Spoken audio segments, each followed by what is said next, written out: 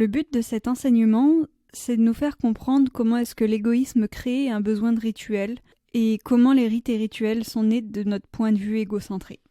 Pour situer un peu ce que c'est que des rites et rituels, faut comprendre que dans le bouddhisme issu de Theravada, il y a 3 ennemis ou 3 obstacles, ou encore 3 entraves mentales qui nous empêchent de voir Dhamma. Du moins, qui nous empêchent d'accéder au premier niveau, qui est d'être Sotapanna.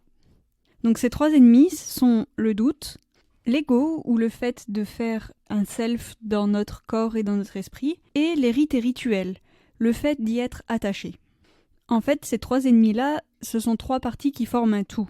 Faut pas voir qu'ils sont séparés. C'est vraiment... ça vient comme un paquet, en fait. Il n'y en a pas un qui arrive, puis l'autre. C'est tout en même temps, de manière plus ou moins subtile, mais ils sont interreliés. Et c'est Sotapanna qui retire les 3. Cela dit, on peut quand même travailler sur chacun de ces 3 ennemis de manière séparée, de manière plus approfondie dans chacune d'entre elles. Dans des vidéos précédentes, dans des enseignements précédents, on a déjà expliqué comment est-ce que le doute, c'est l'opposé de la bonne compréhension. Parce que le but dans la méditation, c'est de voir la réalité telle qu'elle est. C'est-à-dire qu'il faut voir ce qui est juste en tant que ce qui est juste, et ce qui est mauvais en tant que ce qui est mauvais. Le doute, c'est vraiment un frein et un filtre de la bonne compréhension et de la réalité. Ensuite, il y a le fait d'avoir un self, un ego, le fait de s'identifier à son corps et à son esprit, de penser que c'est moi, c'est à moi, c'est moi-même. Mais en fait, de penser ça, c'est automatiquement une mauvaise compréhension. Donc d'avoir du doute et de faire un ego avec son corps et avec son esprit, avec ses émotions et sa mémoire. Pour donner un exemple de mauvaise compréhension, de filtre de la réalité et d'attachement à l'ego, je peux donner l'exemple de la situation où je suis en colère contre quelqu'un. Alors, petite parenthèse, je dis « je », mais ça veut dire « vous », ça veut dire « nous ». Et donc, cette colère-là, qui est à l'intérieur de moi, je la trouve tout à fait justifiée. La personne a fait quelque chose d'injuste, de pas correct, selon mon point de vue, alors je suis en colère, et c'est normal. En revanche, si c'est l'autre qui est en colère contre moi, alors là, ça va pas. Là, c'est injuste, c'est pas justifié, l'autre ne peut pas être en colère contre moi. Alors qu'en fait, faut aller voir plus finement que ça. C'est la colère qui naît à l'intérieur de moi ou de l'autre qui est mauvaise. Mais ça, parce que j'ai un ego, parce que j'ai la vue filtrée par mon point de vue égocentré, je peux pas le voir, je peux pas comprendre que la colère, c'est quelque chose de mauvais, quelque chose qui va m'apporter de la souffrance, à moi et à l'autre. Donc le résultat, c'est que je suis pas capable de voir les choses telles qu'elles sont. Un autre exemple, si je suis critiquée pour avoir fait quelque chose de pas correct et que je suis blessée, alors que cette critique-là est en fait un conseil, quelque chose qui est fait pour m'aider, pour éviter de refaire la même erreur la prochaine fois, si je tombe en colère au lieu d'être reconnaissante, là aussi c'est une mauvaise compréhension. Donc dès qu'on vit et qu'on voit une situation de manière égocentrée, tout est biaisé. On ne sait pas faire la différence entre le bien et le mal. Cette différence, elle devient floue, même si, en théorie, sur le papier, on peut comprendre, ok, là, dans cette situation, ça c'est bien, ça c'est mal. C'est de voir la situation avec du recul, mais quand on est dans la situation au moment présent, si je pense et que j'agis au travers de mon ego, c'est là que tout devient flou et biaisé. C'est à cet endroit-là que les rites et rituels viennent prendre leur place.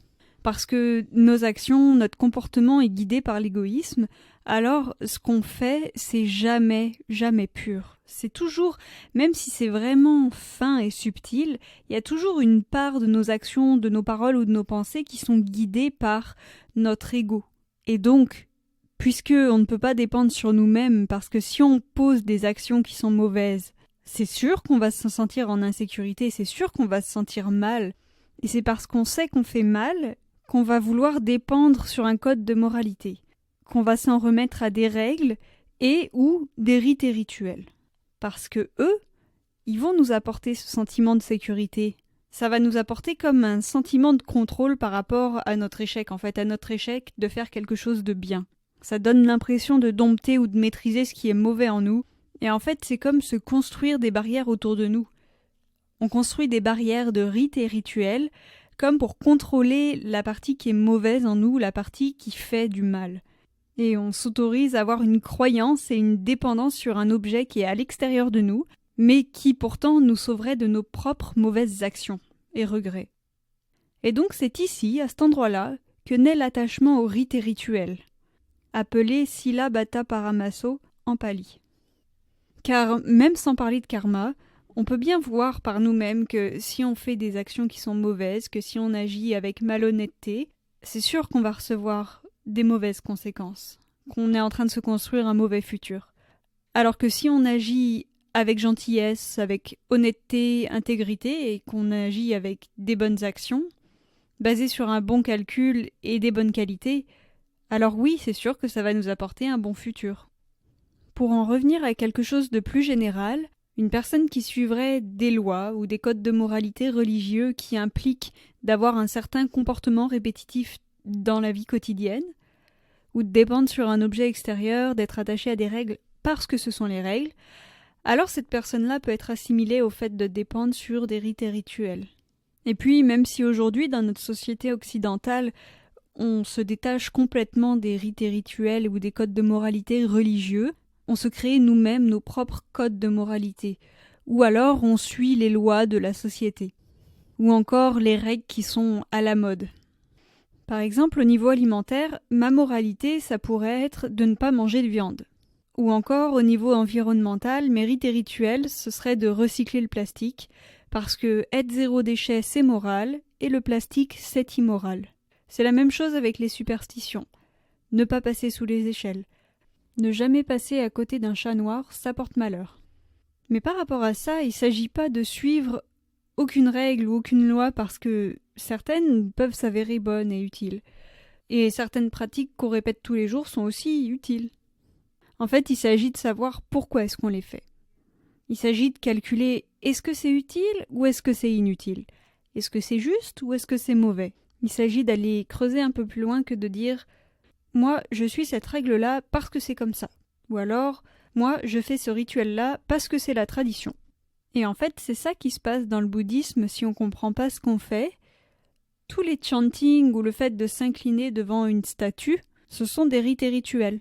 Alors si on en revient au pourquoi du comment est-ce qu'on devient attaché à des rites et rituels, et au fait qu'on veuille dépendre sur n'importe quelle pratique, c'est parce que celle-ci nous apporte un sentiment de sécurité. Mais le problème, c'est que n'importe quelle pratique ne nous permet pas d'observer notre propre esprit, et de trouver la réponse à la question « qu'est-ce qui fait qu'on fait des mauvaises actions et qu'on devient insécure ?» N'importe quelle pratique ne nous permet pas de retirer ce qui est mauvais en nous, de retirer ce qui est mauvais dans l'esprit.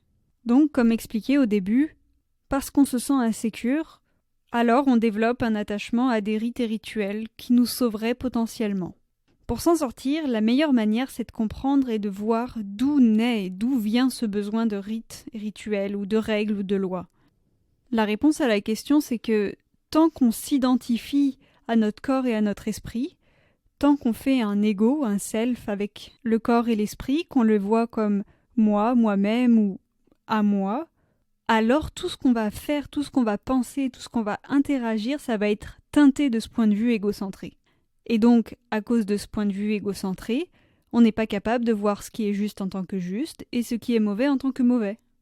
On n'est pas capable de dépendre sur nous-mêmes et d'être assuré par le pouvoir de nos propres bonnes actions.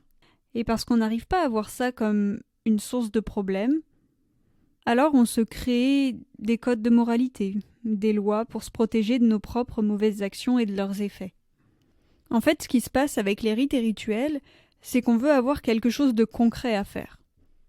On veut avoir quelque chose pour nous prouver qu'on est bon et juste, que ce qu'on fait c'est correct. On veut avoir quelque chose à faire, comme des devoirs d'école que si on fait, on se sent bien parce qu'on est bon de les avoir faits, et que si on fait pas, alors là, on se sent mauvais et on se sent nul de pas les avoir faits. Mais c'est ça le problème. Tant et aussi longtemps qu'on s'accroche à ses habitudes et à la mauvaise compréhension par rapport à qu'est-ce qui est mal et qu'est-ce qui est juste, alors on sera jamais capable de dépendre sur nous-mêmes, d'être une île pour nous-mêmes. Alors on sera jamais capable de voir les choses telles qu'elles sont.